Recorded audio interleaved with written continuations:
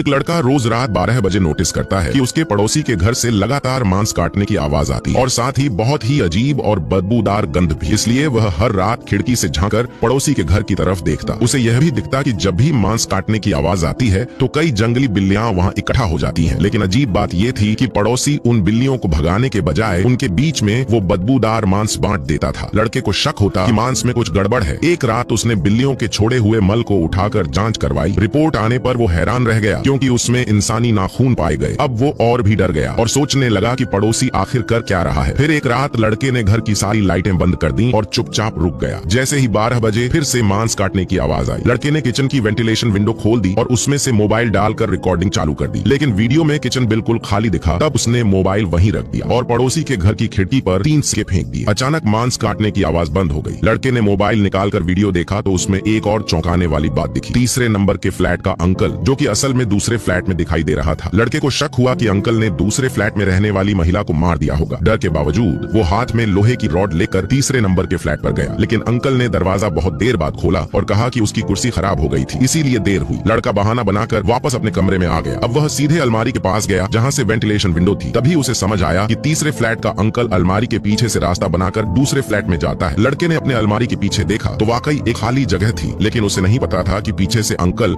अब उसे मारने की तैयारी कर चुका है। लड़का समझदार था, उसने तुरंत रुकने का फैसला